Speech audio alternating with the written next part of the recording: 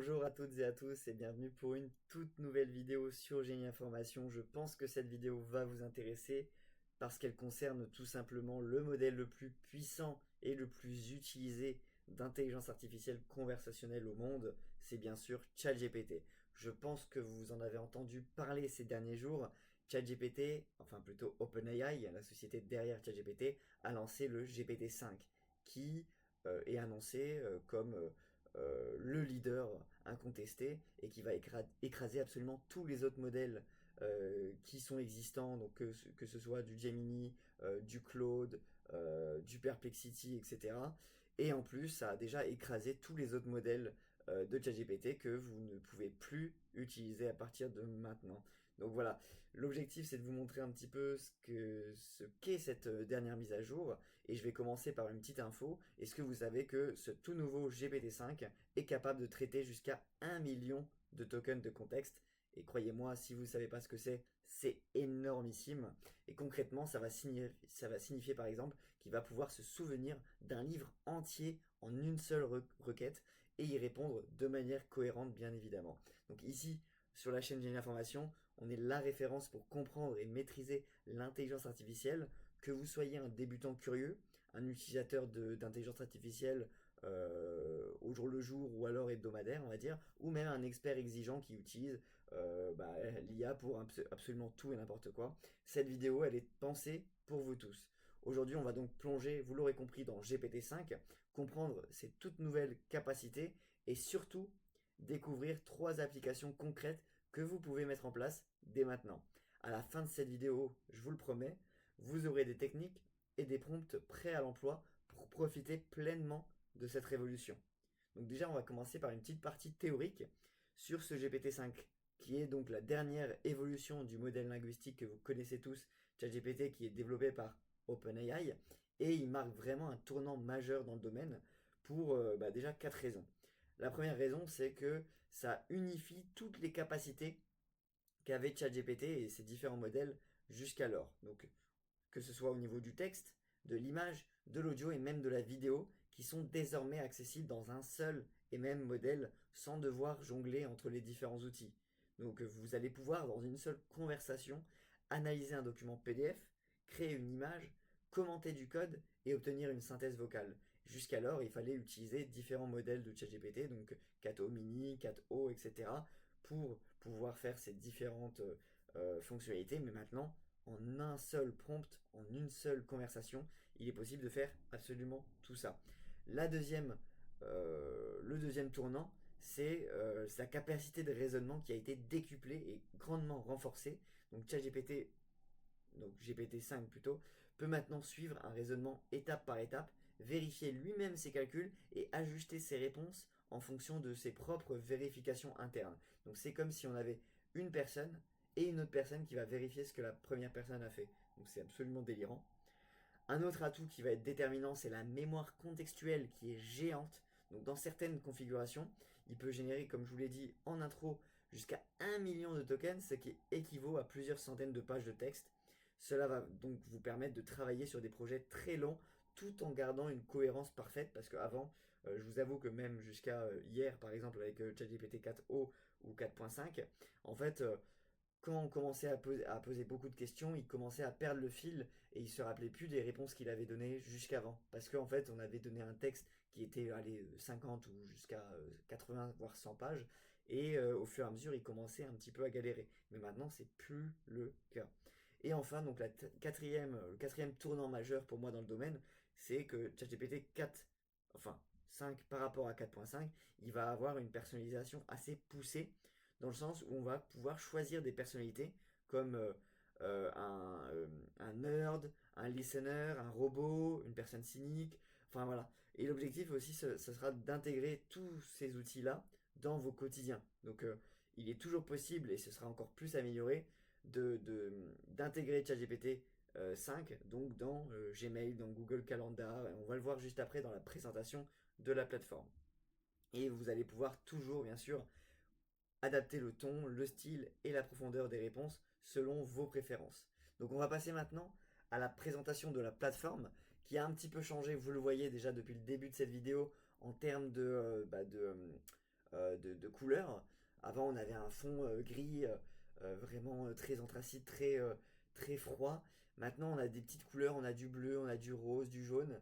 Bon, déjà, on peut se dire que ça n'a pas changé grand-chose, mais en même temps, quand on se dit qu'il y a 3 ans, quand ChatGPT est arrivé sur le marché, c'était gris et que depuis, ça a toujours été gris, il y a toujours la version sombre avec plutôt noir et l'écriture blanche qui existait, mais c'est quand même un pas qui, je pense, montre que ChatGPT est ultra confiant dans ce nouveau modèle et donc il nous offre vraiment une vraie considération entre le 4.5 et le 4o et surtout avec le nouveau GPT-5. Donc vous voyez, l'interface n'a pas beaucoup changé, on a toujours les différents chats à gauche. Ce qui va changer globalement, c'est vraiment le fond de la plateforme, donc la façon dont il arrête de répondre à nos questions. Sinon, vous voyez qu'ici, il y a toujours les mêmes possibilités, donc le fait d'ajouter des photos et des fichiers, de travailler le mode agent, et ça on y reviendra dans une prochaine vidéo. L'outil de recherche approfondie, donc c'est vraiment ChatGPT qui va travailler pendant 20 minutes, 30 minutes à des recherches approfondies sur des sujets tels que des études de marché, des études techniques, etc., etc. La possibilité toujours de créer des images, de garantir un délai de réflexion allongé. Et là, on a des choses un petit peu plus nouvelles, comme la possibilité d'étudier et d'apprendre. Donc c'est vraiment si vous avez envie de travailler sur la partie études de ChatGPT, et notamment si vous êtes un étudiant, c'est parfait pour vous. On a toujours la partie recherche sur le web, Canva qui est lié à la création d'images quand on va vouloir remplacer une certaine partie de l'image qui a été créée. Et enfin, comme je vous le disais juste avant, toujours la possibilité de se connecter à Google, à OneDrive ou encore à SharePoint. Donc on a toujours la possibilité de dicter ce qu'on veut dire ou encore d'utiliser la version vocale, donc c'est-à-dire tu cliques sur ce bouton-là et vous allez pouvoir converser avec ChatGPT sans avoir à écrire quoi que ce soit, à envoyer la requête. Il va tout de suite comprendre ce que vous voulez lui dire. Voilà, tout simplement.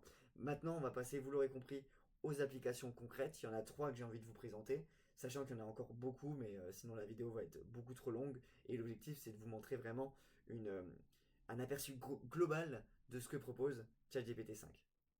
Alors pour cette première application, j'avais envie de vous montrer la principale fonctionnalité de ce GPT-5 par rapport à ses précédents, on va dire ses petites sœurs, ses petits frères.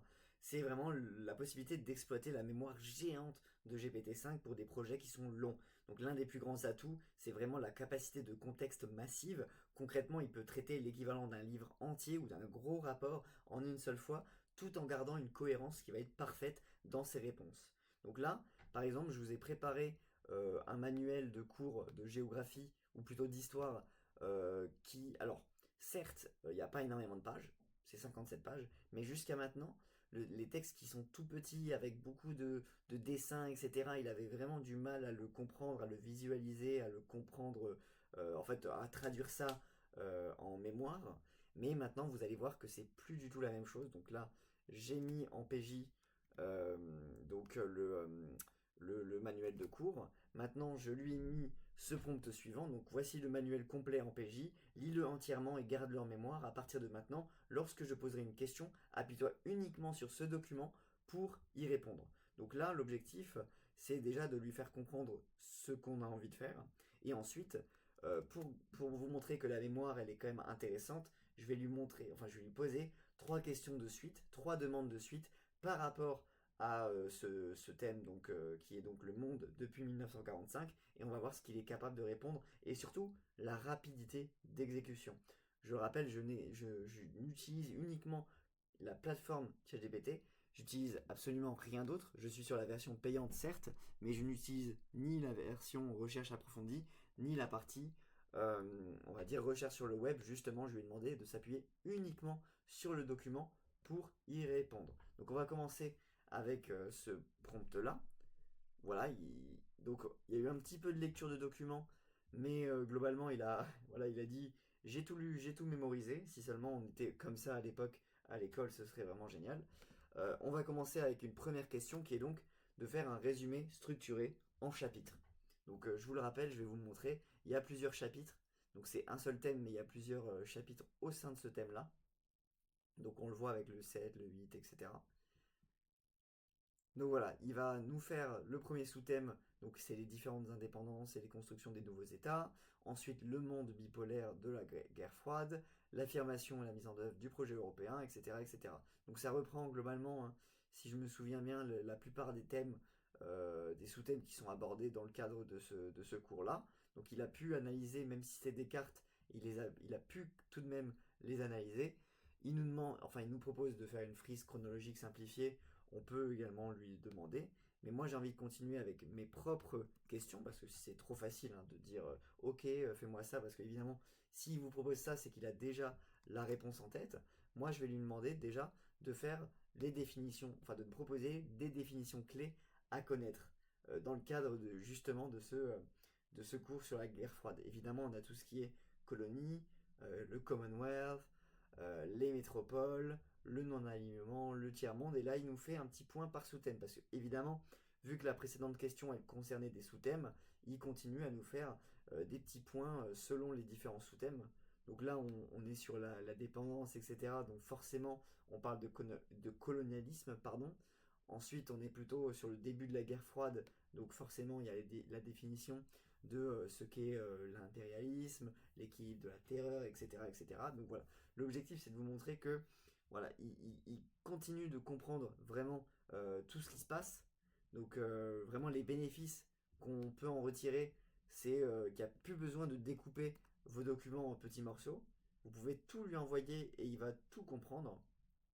Il y a une cohérence qui va être totale sur tout le projet, donc sur toute la conversation, et même sur plusieurs semaines, il va se rappeler de ce que vous allez pouvoir faire. Alors évidemment, on n'a pas de recul encore nécessaire pour être sûr que ce soit véridique, mais en tout cas, c'est ce qui est annoncé, et c'est idéal pour écrire, réviser ou mettre à jour des contenus qui vont être volumineux. Donc là, encore une fois, je teste une dernière application sur cette partie-là, donc je lui demande de faire une liste de 20 questions potentielles qu'un lecteur pourrait poser sur ce manuel.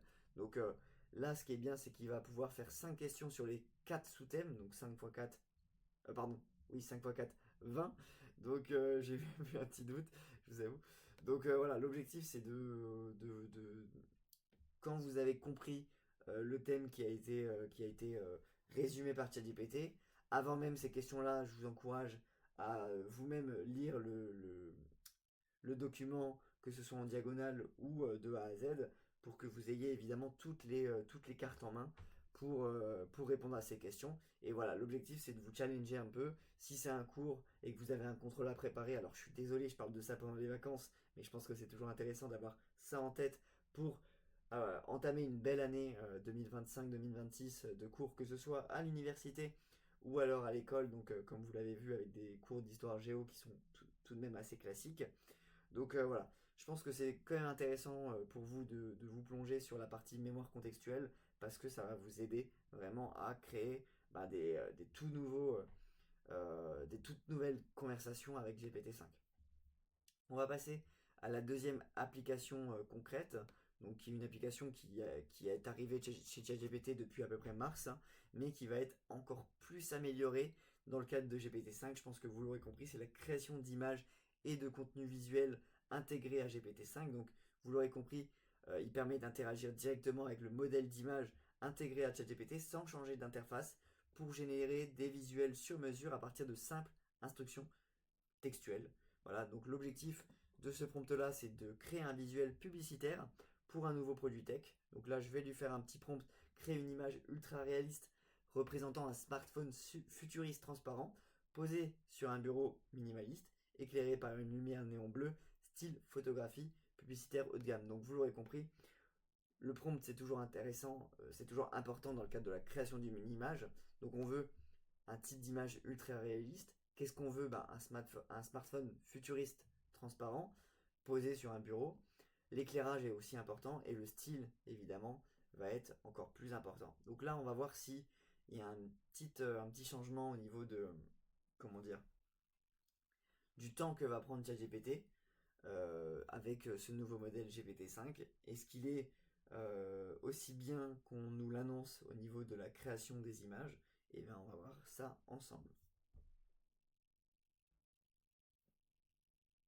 Donc je ne triche pas, hein, je vous laisse vraiment euh, le temps que ça prend de créer cette image-là.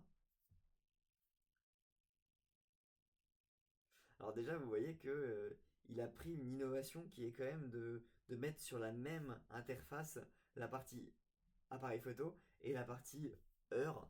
Je trouve que c'est intéressant de se pencher là-dessus. Peut-être que OpenAI nous a spoilé les prochains smartphones de la part de Apple ou de toute autre entreprise. Donc voilà, l'objectif c'est de vous montrer surtout que on n'a vraiment plus besoin d'outils externes. Tout va se faire dans la même interface. On va pouvoir même faire des ajustements instantanés par simple conversation en demandant par exemple un fond plus sombre, le fait d'ajouter un logo, etc., etc. Et on a tout de même des résultats qui sont professionnels, qui sont adaptés aux réseaux sociaux ou à des présentations éventuelles. Et maintenant donc que vous savez produire du texte et des visuels, on va passer à une autre capacité tout aussi impressionnante. Il s'agit du raisonnement avancé par ChatGPT. Donc la troisième et dernière application que je vais vous montrer aujourd'hui, c'est la résolution de problèmes complexes grâce au raisonnement avancé de GPT-5.